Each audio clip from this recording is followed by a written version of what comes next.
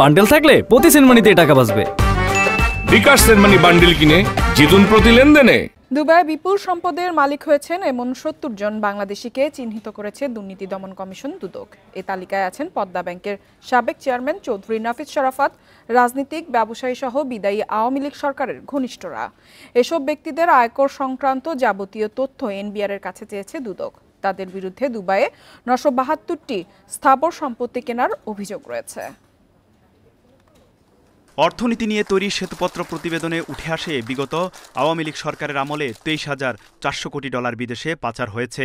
হিসেব অনুযায়ী প্রতি বছর গড়ে ১,৮০,০০০ কোটি টাকা পাচার হয়। দুর্নীতি দমন কমিশনের এক অনুসন্ধানে উঠে আসে ৪৫৯ জন বাংলাদেশি নাগরিক বিপুল পরিমাণ অর্থ বিদেশে পাচার করেছে এবং সংযুক্ত আরব আমিরাতের দুবাইয়ে ৯৭২টি স্থাবর সম্পত্তি কিনেছে। এসব ব্যক্তিরা সুইজারল্যান্ড সহ বিভিন্ন দেশের ব্যাংকে অর্থ পাচার করে সেই অর্থের বিনিময়ে গোল্ডেন ভিসা সুবিধার আওতায় আমিরাতে সম্পত্তি কিনেছেন। গত ১৬ এপ্রিল দুদকের এক চিঠিতে এসব ব্যক্তিদের আয়কর সংক্রান্ত যাবতীয় তথ্য চাওয়া হয়েছে জাতীয় রাজস্ব বোর্ডের কাছে। এতে বলা হয়, দুবাইয়ে সম্পত্তি কেনা অর্থের উৎস হিসেবে সুইস ব্যাংক সহ বিভিন্ন বিদেশি ব্যাংকে রাখা অর্থ ব্যবহারের প্রমাণ পাওয়া গেছে। ৭০ জনের তালিকায় দেখা যায় সাবেক ব্যাংকার, রাজনৈতিক ও ব্যবসায়ীসহ বিদায়ী আওয়ামী লীগ সরকারের ঘনিষ্ঠ ব্যক্তিরাও রয়েছেন। বিশ্লেষকরা বলছেন, পাচার করা অর্থ ফেরত আনতে রাজনৈতিক ও কূটনৈতিক বিচক্ষণতার উপর নির্ভর করছে। তাই সেই দেশের আইন অনুযায়ী এটা প্রমাণ করতে হবে যে এটি বাংলাদেশ থেকে অবৈধ প্রক্রিয়া এসে সেখানে অবৈধ প্রক্রিয়া বা লিগ্যালাইজ হয়েছে। এটা খুব জটিল প্রক্রিয়া, কাজেই এখানে একদিক থেকে আমাদের আশাবাদী হতেই হবে, সম্ভব, কিন্তু এটা খুব সহজে চট করে স্বল্প মেয়াদে আসবে সেটা আশা করাটা কঠিন। দুদকের চিঠিতে উল্লেখ করা হয়, অর্থ পাচারের অভিযোগের অনুসন্ধানে ৩ সদস্যের একটি টিম গঠন করা হয়েছে। অভিযুক্ত ব্যক্তিদের নাম এবং কর সংক্রান্ত বিস্তারিত তথ্য আগামী ২৯ এপ্রিলের মধ্যে পাঠাতে বলেছে দুদক। তৌহিদ রানা, ইন্ডিপেন্ডেন্ট নিউজ, ঢাকা। চলে যাচ্ছে পরবর্তী সংবাদে। স্থলভাগে গ্যাস উত্তোলনে বিদেশে বিনিয়োগ টানতে উৎপাদন অংশীদারি চুক্তি পিএসসি সংশোধন হচ্ছে। প্রতি ১,০০০ ঘনফুট গ্যাসের দাম সর্বোচ্চ $৮ করার প্রস্তাব দেওয়া হতে পারে। বিশেষজ্ঞরা বলছেন, গ্যাসের চাহিদা মোকাবেলায় কূপ খননে জোর দিতে হবে। পরিকল্পনা গ্রহণ ও বাস্তবায়নে দূর করতে হবে দীর্ঘসূত্রিতা। জ্বালানি নীতিতে বছরে ৪টি অনুসন্ধান কূপ খননের পরিকল্পনা থাকলেও তা বাস্তবায়ন হয়নি। বরং ২০১৭ সালে এলএনজি আমদানি শুরু করে বিগত সরকার। তারপরও ৪০০ কোটি ঘনফুট গ্যাসের চাহিদার বিপরীতে যোগান ৩০০ কোটি। কারণ স্থানীয় উৎপাদন দৈনিক ২৭০ কোটি ঘনফুট থেকে নেমেছে ১৯০ কোটিতে। এদিকে প্রক্রিয়াধীন ২ এফএসআরইউ স্থাপনের চুক্তি বাতিল করেছে অন্তর্বর্তী সরকার। এমন অবস্থায় নতুন গ্যাসক্ষেত্র আবিষ্কারের বিকল্প দেখছেন না বিশেষজ্ঞরা। আমরা সবাই বিশ্বাস করি যে বাংলাদেশে আরও গ্যাস আছে, কিন্তু কতখানি আছে এটা তো কেউ বলতে পারবে না। এটা অনেকে বলে, কিন্তু আমি মনে করি সেই বলাটা ঠিক না, কারণ যতক্ষণ না আমরা যথেষ্ট ড্রিলিং করেছি। দেশের স্থলভাগের গ্যাসক্ষেত্র থেকে উত্তোলন করে শেভরন ও টাল্লো প্রতি ১,০০০ ঘনফুটের দাম নিচ্ছে $৩ কম। তবে সংশোধিত পিএসসিতে দাম বাড়ানো হচ্ছে। অপরিশোধিত জ্বালানি তেলের দামের ৯% প্রস্তাব করেছে পরামর্শক প্রতিষ্ঠান। সেই সঙ্গে জ্বালানির বিশ্ববাজারের অস্থিরতা বিবেচনায় থাকতে পারে সর্বোচ্চ সর্বনিম্ন দরের সীমাও।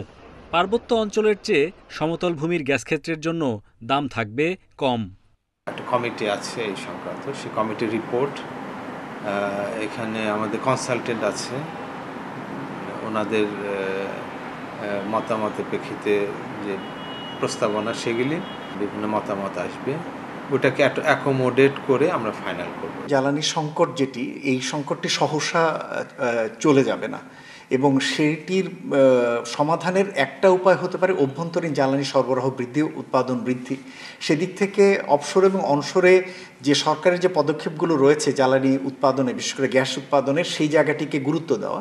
পর্যবেক্ষকরা বলছেন, ৩টি কূপ খননে একটিতেই গ্যাসের সন্ধান মেলে। তাই অনুসন্ধান বাড়ালে জ্বালানি নিরাপত্তায় এলএনজি আমদানির নির্ভরতা কমবে, সাশ্রয় হবে বৈদেশিক মুদ্রার। Hari Saha, independent news, Dhaka. Pipeline দিয়ে চট্টগ্রাম থেকে ঢাকায় জ্বালানি তেল পরিবহন প্রকল্পের নির্মাণ কাজ পুরোপুরি শেষ হয়েছে। 7 মে পরীক্ষামূলক কার্যক্রম শেষে পুরো দমে তেল সরবরাহ শুরু করার পরিকল্পনা করেছে বাংলাদেশ পেট্রোলিয়াম কর্পোরেশন বিপিসি। প্রকল্পের অগ্রগতি নিয়ে সভা শেষে এ তথ্য জানায় বিপিসি। এই প্রকল্প বাস্তবায়ন হলে জ্বালানি তেল পরিবহন খরচ কমবে, নির্বিঘ্নে সরবরাহ ব্যবস্থাও হবে। পরিবেশ দূষণও রোধ করা সম্ভব হবে। পাইপলাইনের মাধ্যমে বছরে সরবরাহ হবে 27 লাখ টন ডিজেল। পাইপলাইনে পরিবহন শুরু হলে 236 কোটি টাকা সাশ্রয় হবে। বর্তমানে ঢাকায় তেল পরিবহনের জন্য প্রথমে চট্টগ্রামের পতেঙ্গা থেকে নদী পথে নারায়ণগঞ্জের গোদনাইল ও ফতুল্লা ডিপোতে নেওয়া হয়, এরপর সেখান থেকে সড়ক পথে ঢাকায় নেওয়া হয় জ্বালানি তেল। পরিবহন কাজে প্রতি মাসে ব্যবহৃত হয় 150টি ছোট বড় জাহাজ। এতে বছরে 200 কোটি টাকা খরচ হয়। অতীতের দুর্বৃত্তায়ন নয়, সরকার প্রতিযোগিতামূলক বাজার তৈরির চেষ্টা করছে বলে জানিয়েছেন বাণিজ্য উপদেষ্টা শেখ বশিরউদ্দিন। বুধবার রাজধানীর আর্মি গলফ ক্লাবে টিসিবি আয়োজিত এক সেমিনারে তিনি এসব কথা বলেন। অনুষ্ঠানে বিল পরিশোধ, ঋণপত্র জটিলতা সহ নানা সমস্যার কথা তুলে ধরেন সংস্থার ডিলাররা। সমস্যা সমাধানে দ্রুত উদ্যোগ নেওয়া হবে বলে জানান টিসিবির চেয়ারম্যান। রাষ্ট্রায়ত্ত বিপণন সংস্থা টিসিবির ব্যবসা সম্প্রসারণে অংশীদারদের নিয়ে এই বাণিজ্যিক সম্মেলন। এতে উঠে আসে সংস্থাটিকে গতিশীল করা নানা পরিকল্পনা। এ সময় দরপত্রের প্রক্রিয়া শেষ হতে বাড়তি সময়ের অভিযোগ করে সরবরাহকারী প্রতিষ্ঠানগুলো। বলেন, নির্ধারিত সময় পেরিয়ে গেলেও করা হয় না বিল পরিশোধ। আছে পণ্য খালাসের জটিলতাও। এতে আমরা পাইকারি ব্যবসায়ী যারা সারা বাংলাদেশে করি তারা এফেক্টেড হচ্ছে। টিসিবির কাজকে গতিশীল করা আর সরবরাহকারীদের সমস্যা সমাধানের উদ্যোগের কথা জানান সংস্থার চেয়ারম্যান। জুলাই মাস থেকে নতুন ডিলারদের কার্যক্রম শুরু হবে বলেও জানান তিনি। আমরা চেষ্টা করছি যে আপনি যতটুকু দিবেন ততটুকুর উপরে আমরা বিল দেওয়া যায় যেন এটার চেষ্টা করছি, এবং শীঘ্রই এটার উপর আপনারা একটা সিদ্ধান্ত পাবেন। যে পরিমাণ জিনিস আপনি আমাদেরকে সাপ্লাই দিবেন ঠিক সেই পরিমাণ জিনিস বিল আপনি পেয়ে যাবেন। এ সময় বাণিজ্য উপদেষ্টা বলেন, 5 আগস্টের আগে যে দুর্বৃত্তায়ন হয়েছে টিসিবিও এর বাইরে ছিল না। জানান, ফ্যামিলি কার্ডধারী অনেকের পরিচয় নিয়ে জটিলতা আছে, তা জুনের মধ্যে নিরসন করার আশ্বাস দেন উপদেষ্টা। এই 1 কোটি পরিবারকে তার যোগ্য যে দায়, রাষ্ট্রের যে দায় তার প্রান্তিক জনগোষ্ঠীর উপরে, সে তার দায় আপনাদের সকলকে সাথে নিয়ে একসাথে ইনশাল্লাহ সে তার দায় নিবারণ করবে। ভোজ্য তেল সহ প্রয়োজনীয় পণ্য সরাসরি টিসিবি আমদানি করবে বলেও জানান বাণিজ্য উপদেষ্টা। Shahid Ahmed, independent news, Dhaka. Share বাজারের খবর। সপ্তাহের চতুর্থ কার্যদিবসেও নেতিবাচক ঢাকা স্টক এক্সচেঞ্জ। এ নিয়ে টানা 8 কার্যদিবস দরপতন হলো ডিএসইতে। আজ প্রধান সূচক কমেছে 4.09 পয়েন্ট। এ সময় লেনদেন হয় 361 কোটি টাকা। অন্যদিকে চট্টগ্রাম শেয়ার বাজারের সার্বিক সূচক কমেছে 54.02 পয়েন্ট। এদিকে শেয়ার বাজারে দর পতন রোধে বিক্ষোভ করেছেন বিনিয়োগকারীরা।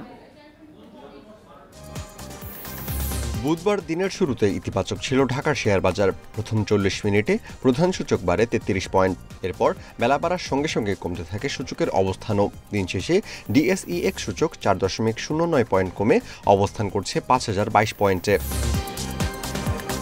এদিকে সূচকের সঙ্গে কমেছে ডিএসইতে লেনদেনও। আজ মোট লেনদেন হয়েছে 300.61 লাখ টাকার শেয়ার। আগের দিনের চেয়ে লেনদেন কমেছে 40 কোটি টাকা। হাত বদলে অংশ নেওয়া 395টি কোম্পানি ও মিউচুয়াল ফান্ডের মধ্যে দর বেড়েছে 119টি প্রতিষ্ঠানের, কমেছে 214টির এবং অপরিবর্তিত রয়েছে 62টির প্রতিষ্ঠানের শেয়ার দর। এদিকে শেয়ার বাজারের দরপতন রোধে নিয়ন্ত্রক সংস্থা বিএসইর চেয়ারম্যান খন্দকার রাশিদ মাকসুদের অপসারণের দাবিতে রাজধানীর মতিঝিলে বিক্ষোভ করছেন বিনিয়োগকারীরা। আগামী 24 ঘন্টার ভিতরে এই শেয়ার মার্কেটের বিনিয়োগকারীর জন্য প্রধান উপদেষ্টার কাছ থেকে রাশিদ মাকসুদ এবং আবু আহমেদকে অপসারণ করে বিনিয়োগকারীদের বাঁচানোর জন্য একজন ভালো কমিশনকে নিয়ে আসতে হয়। এই পুঁজিবাজার থেকে 70 থেকে 80 হাজার কোটি টাকা হারিয়ে গেছে। একটা দুটা টাকা কে দিবে? এই টাকা কোন সরকারের এত বড় ক্ষমতা আছে 80,000 কোটি টাকা এই পুঁজিবাজার বিনিয়োগকারীদের ফিরিয়ে দিবে? আর চট্টগ্রাম স্টক এক্সচেঞ্জের সার্বিক সূচক কমেছে 54.02 পয়েন্ট, অবস্থান করছে 14,011 পয়েন্টে। লেনদেন হয়েছে 4.41 লাখ টাকার share. Amirul Islam, independent news. এবার জানাবো বিশ্বের প্রধান মুদ্রার সাথে টাকার আজকের বিনিময় হার। দর অপরিবর্তিত রয়েছে যুক্তরাষ্ট্রের ডলারে, বিনিময় হচ্ছে 122 টাকায়। যুক্তরাজ্যের পাউন্ডের দর কমেছে, বিনিময় হচ্ছে 167 টাকা 7 পয়সায়। কমেছে ইউরোর দরও, বিনিময় হচ্ছে 143 টাকা 1 পয়সায়। দর অপরিবর্তিত রয়েছে ভারতীয় রুপির, বিনিময় হয়েছে 1 টাকা 42 পয়সায়। সৌদি রিয়ালের দর অপরিবর্তিত রয়েছে, বিনিময় হচ্ছে 32 টাকা 68 পয়সায়। অপরিবর্তিত রয়েছে আরব আমিরাতের দিরহামের দর, বিনিময় হচ্ছে 33 টাকা 38 পয়সায়। দর কমেছে কুয়েতি দিনারের, বিনিময় হচ্ছে 401 টাকা 10 পয়সায়। কমেছে মালয়েশিয়ান রিঙ্গিতের দর, বিনিময় হচ্ছে 23 টাকা 27 টাকা 82 পয়সায়।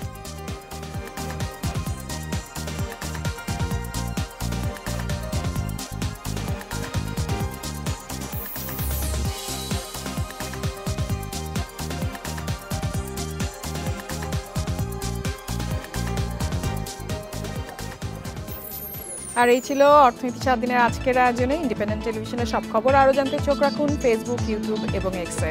আমন্ত্রণ আমাদের পরবর্তী সংবাদে।